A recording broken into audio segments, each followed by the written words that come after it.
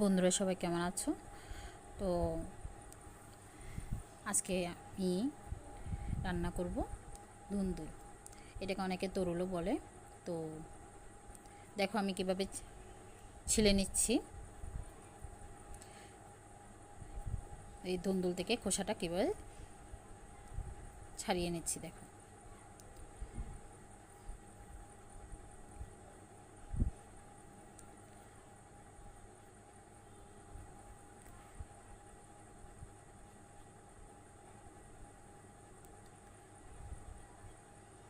আমি আজকে এটা রান্না করব চিংড়ি শুটকি দিয়ে।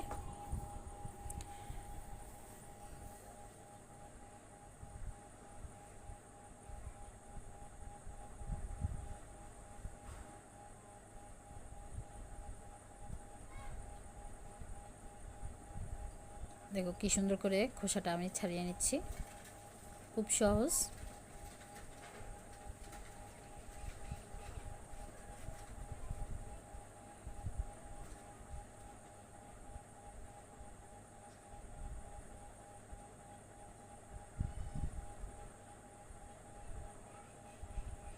এই দেখো আমার খোসা ছাড়ানো হয়েছে, আমি একটু কাছ থেকে দেখাই দিই।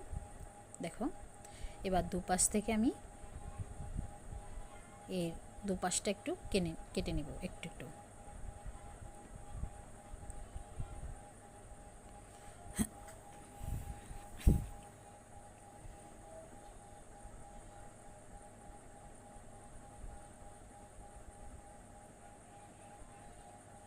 এভাবে করে আমি প্রত্যেকটা ধুন্দুল খোসা ছাড়িয়ে নেব।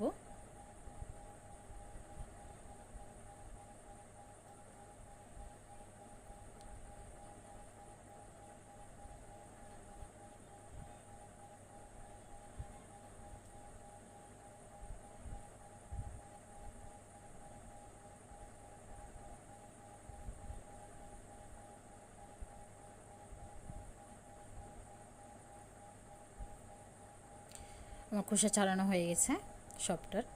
তো আমি এই জায়গাটা পরিষ্কার করে এখন কেটে নেব।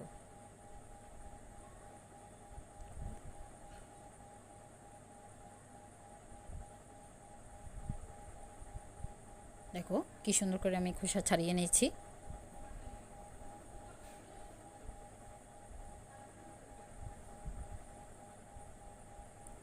এবার আমি কেটে নেব। আমি একটু বড় সাইজ করে কাটবো।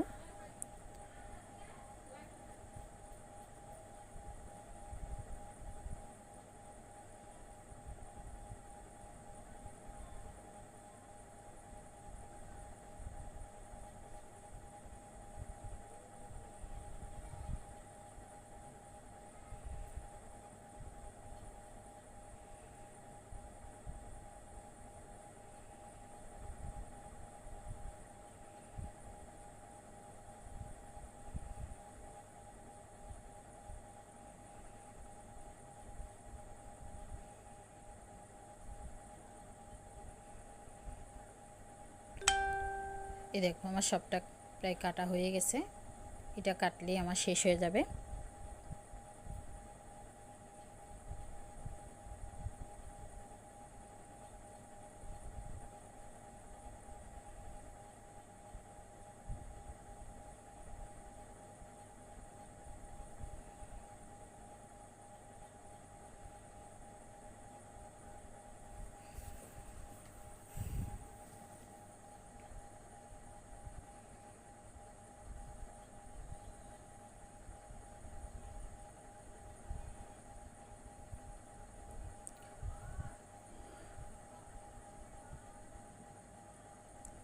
আমার সবটা কাটা হয়ে গেছে।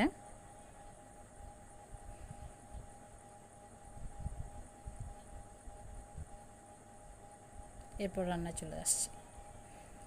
এখন দেখো আমি পেঁয়াজ রসুন কেটে নিচ্ছি রান্নার জন্য।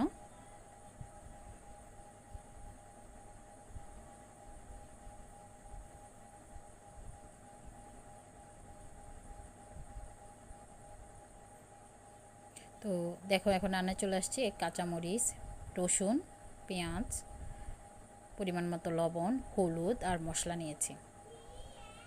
চুলায় পাতিল বসিয়ে দিয়েছি। এখন একটু তেল দিব, সাদা তেল। তোমরা চাইলে সরিষার তেলও ইউজ করতে পারো। আমি এখানে সয়াবিন তেল ইউজ করছি, সাদা তেলটা।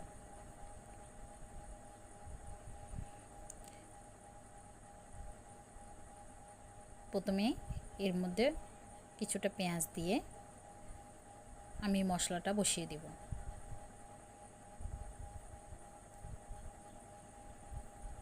অল্প কিছু পেঁয়াজ দিলাম।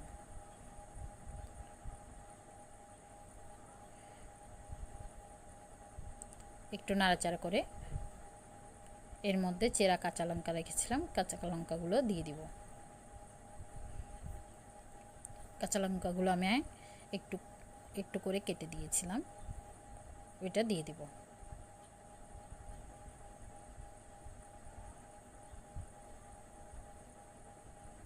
এখন আমি কাঁচা লঙ্কাগুলো দিয়ে দিচ্ছি।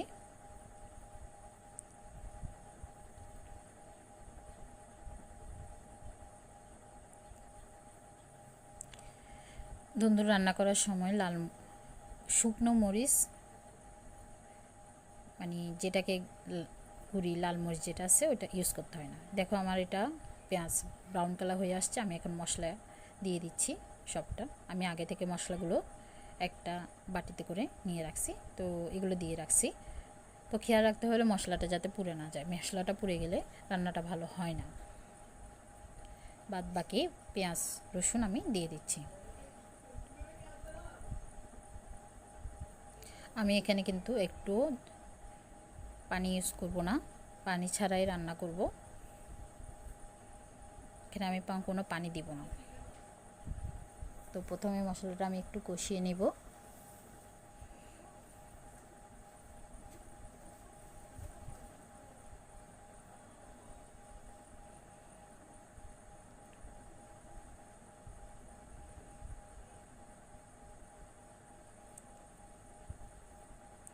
এরপর চিংড়ি শুটকিগুলো দিয়ে দিচ্ছি।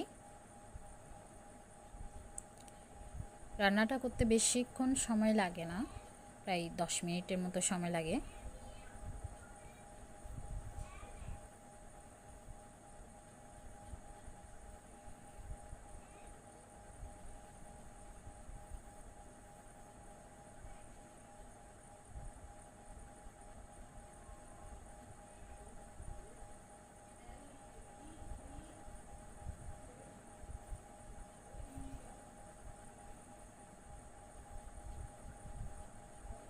দেখো আমার মশলাটা হয়ে আসছে।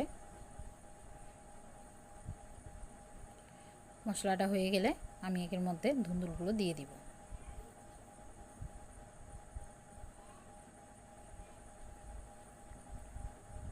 এটাকে আবার অনেকে তরুলও বলে থাকে।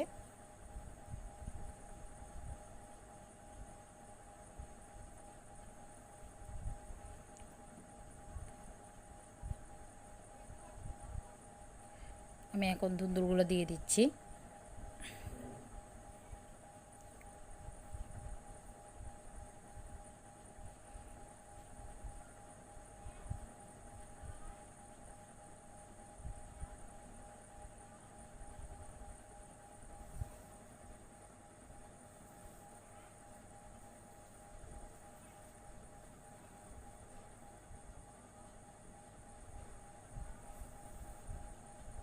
একটু নাড়াচাড়া করে বাকি যে ধুন্দুলগুলো আছে ওইটা দিয়ে দিব, দিয়ে চাপা দিয়ে দিব।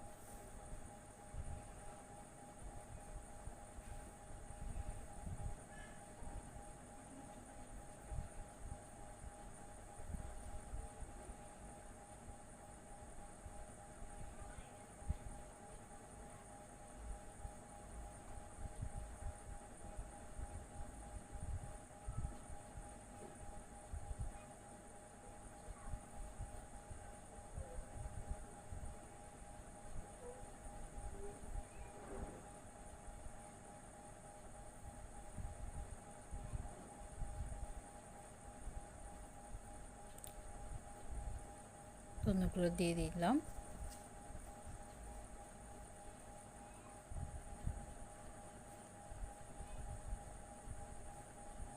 এখন ঢাকনাটা দিয়ে দিচ্ছি। কিছুক্ষণ পরে এসে দেখলাম, দেখেন আমার দুন্দুলগুলো সিদ্ধ হয়ে গেছে। এখান থেকে অনেকটা পানি বের হয়ে গেছে। আমি কিন্তু এখানে একটু পানি ইউজ করিনি। এটা রান্না করতে বেশিক্ষণ সময় লাগে না, খুব তাড়াতাড়ি হয়ে যায়। আমি এখন একটু নাড়াচাড়া করে দিচ্ছি যাতে সবটা দুন্দুলের গায়ে ভালো করে তেল মশলা ভালো করে লেগে যায়, খুব ভালো করে যাতে সিদ্ধ হয়। আরও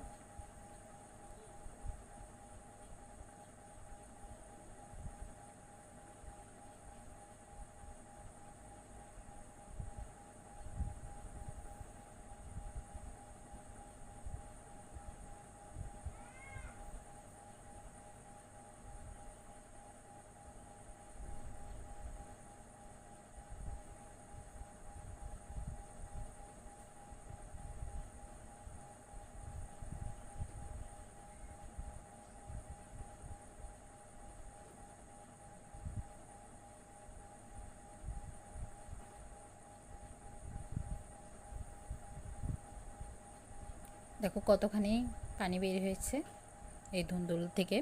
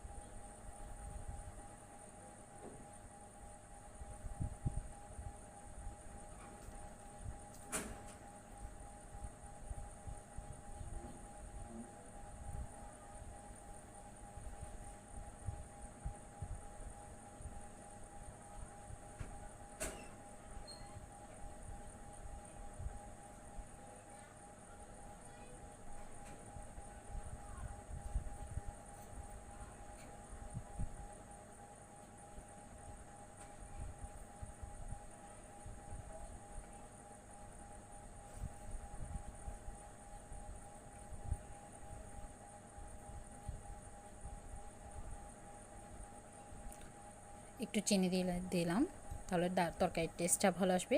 আর যে ধুন্দুলটা এটা একটু সবুজ কালার থাকবে। এরপর একটু নাড়াচাড়া করে দিব।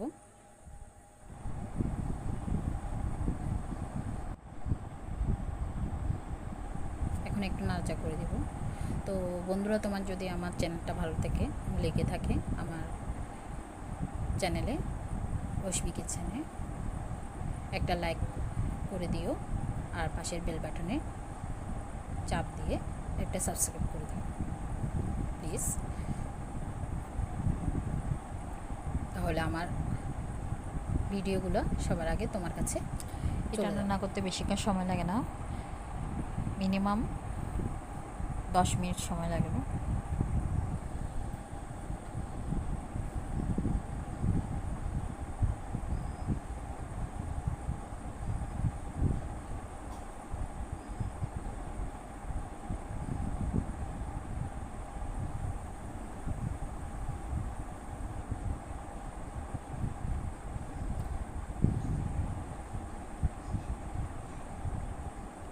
এই দেখো আমার রান্নাটা হয়ে গেছে।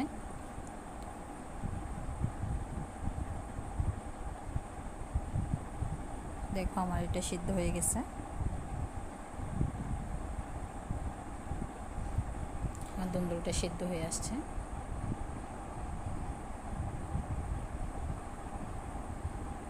দেখো আমি কাছ থেকে দেখিয়ে দিচ্ছি। দেখো খুব সুন্দর করে সিদ্ধ হয়ে গেছে, ভালোভাবে সিদ্ধ হয়ে গেছে।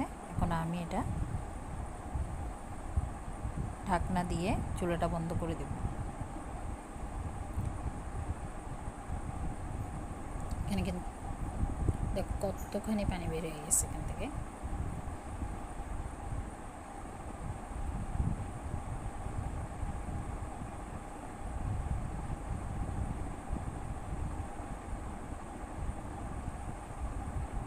তো আমি এখানে তো একটু চাপা তোমরা দিয়ে বন্ধুরা ভালো থেকো। চাপা দিয়ে গ্যাসটা বন্ধ করে দিব। আমার চ্যানেল রশ্মি কিচেন্সটাকে সাবস্ক্রাইব করে দিও। এই দেখো গ্যাস বন্ধ করার পরও দেখো চুলা বন্ধ করার পরও তো সবাই ভালো থেকো, সুস্থ থেকো, টকবক করতেছে। নিরাপদে থেকো। ধন্যবাদ সবাইকে। সবাইকে অসংখ্য ধন্যবাদ।